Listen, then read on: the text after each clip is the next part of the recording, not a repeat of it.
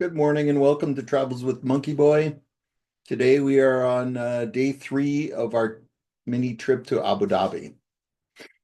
In my quest to do everything, what the kids today call FOMO, fear of missing out, or as we called it in my day, borderline personality disorder, we decided to cram 3 big events into the day. To do that, we left our world record most tilted hotel early to be first in line at the National Aquarium of Kuwait. I love the zoos for fishes. I love zoos too. I know it's no longer cool to like such things as they are cruel to animals in some mysterious way. But I think nature is amazing and very few can go see it in its natural habitat. To really appreciate a giraffe or a boxfish, go read my Maldives story, you need to see them. I've been to a lot of nice aquariums. I think Atlanta was the best. Boston has a great one. Baltimore used to be my favorite. Chicago is okay. The thing about all of these is they are publicly owned, which means if you want to add a fish, you have to check with the taxpayers that they want to increase their taxes to buy a new fish. There is an attempt to make them attractive, but always the weighing of want versus need. Here, like I've written the last few days, Abu Dhabi has FU money and a desire to spend it to one up their noisy little brother, Dubai. Imagine you're hired to create an aquarium with the following budgetary constraint, whatever it costs to make Dubai jealous. We hired 10,000 workers for 12 years to build a mosque, make people weep with joy at this fish house, even buy goldfish if you have to. Yeah, that's this aquarium. It was just spectacular in every way. The building was amazing. The collection of fish was amazing. The variety of fish was amazing. They even had a boxfish. The weird thing is, they underrepresented what they had.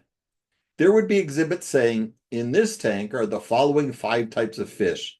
And there would be 10 types of fish, as if they were trying to be modest, but ended up just being annoying because there were fish that I had never seen before, but they also weren't identified.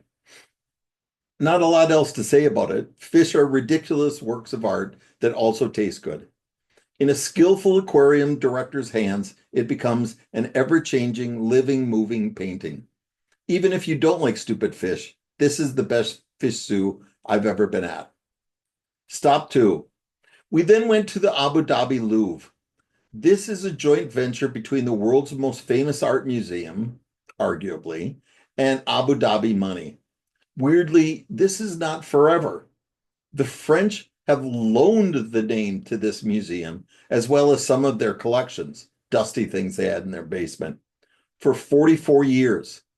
It seems an odd time limitation, but I guess the idea is that by 2060, the oil will have run out, and either this place is making enough money to renegotiate, or there will be sand blowing through the empty broken glass windows as scorpions and ghosts wander through the galleries. So go read what I said about fake museums, fake palaces, mosques, and aquariums, and it applies to this art museum. Abu Dhabi, with their inferiority complex and FU money, said, "We are going to build an art museum whose opulence will make you gasp in awe." This being Abu Dhabi, they are also building a Guggenheim art museum right next door, designed by Frank Gehry. Oh, go look him up. It was under construction and looks amazing. It opens in 2025 alongside the Zayed National Museum, a museum partnered with the British Museum, getting 400 artifacts on loan from the British Museum's basement that will take you from the dawn of man up through space travel. It will have 5 solar thermal towers that will act as chimneys to draw cool air through the building. The towers are shaped like falcons' wings to commemorate Zayed's love of falconry. There will also be a new natural history museum, a religious museum, and a UAE history museum. This is called the Cultural District, which is such a good idea to steal tourism away from the crass Dubai shopping experience. They also have Yaz Island, which is being shaped into an entertainment district, which has an entirely indoor amusement park partnered with Warner Brothers and the Ferrari Thrill Park. Honestly, in 2025, Abu Dhabi might be the coolest place in the world to visit. But Even with FU money, an art museum is complicated. Like the aquarium, the building design set up, everything was amazing. The grounds were set over the water, so there was an amazing, calm combination of building, art, and water, all covered in this lattice black structure that was like a spaceship from the outside, but like a jungle canopy from the inside, as you can see behind me. The problem, though, is art. You build an amazing aquarium and you can fill up the ocean with amazing fish for a few $1 million. But one Leonardo painting sold for $450 million. Even oil money can't fill up an art gallery.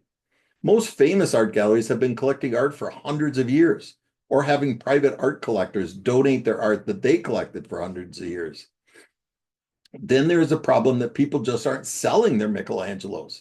So if you want to start a new art museum, it's really hard to fill it up.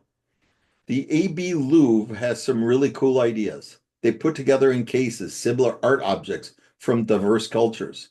They had, for instance, a holy man statue from ancient Mali, ancient Tibet, and ancient Greek. It was a very thought-provoking concept. They had an enormous collection of ancient arts, which I love as much for the history as the beauty. They had a traveling exhibit from the Museum d'Orsay, the greatest impressionist museum in the world, which is in Paris, every bit the equal of the Louvre. That was great. The rest of the museum was a bit thin soup. Given the impossibility of the task, though, a really nice place to visit. They also had at the exit a place with free postcards, with free prepaid postage, a pen, and a mailbox. I can't remember the last time I actually sent a postcard, but we sent 4 because, free.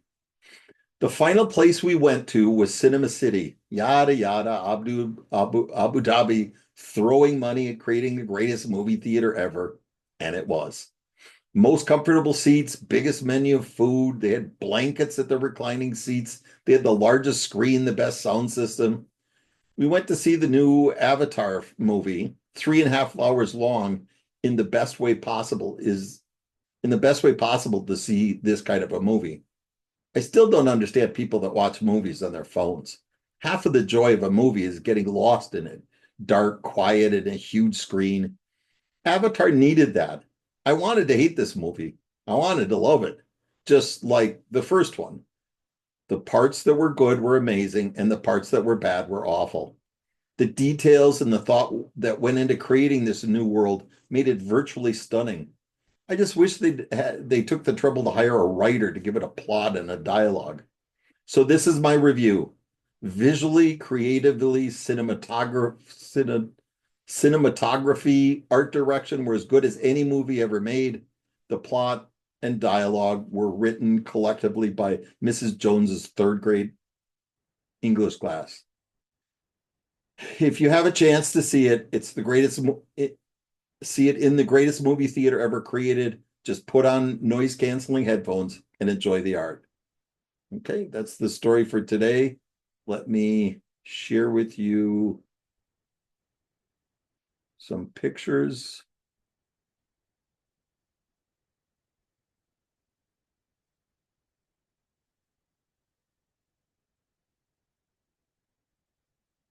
Okay, sunrise breakfast on the 19th floor buffet.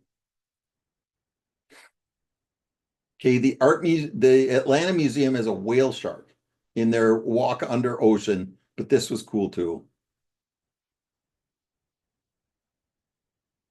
Leafy sea dragon, own nature, you show off. I've never seen them before, but they had 5. Not content with just fish, they had the Amazon exhibit with monkeys and capybaras. I don't know what's going on with capybaras. They seem to be the hot animal of the time. The Chinese love capybaras. Here we got the ibis, you got turtles, you got iguanas, and you got fish. That's quite an exhibit. I've actually seen Danielle swimming with real sharks. She's come a long way in 20 years. Where the Louvre spaceship landed. Cool structure. There are hidden fans in the lattice work. Not sure if it was to blow in cool or suck off heat. It's winter here, so no need to run when it's 70 degrees out. Many like this showing off commonality and diversity of you humans. Here again is the Mali, the Tibetan, and the other one. The lattice, water, marble, and Danielle, beauty on beauty on beauty. The light coming through made magic. This is going to be the Zayed History Museum. The towers are natural air conditioning. We will see how that works when it's packed with people and 130 degrees outside. This is the Frank Gehry Guggenheim plan, something about cones. And that's it. Hope you enjoyed the day. We'll have another one coming up tomorrow.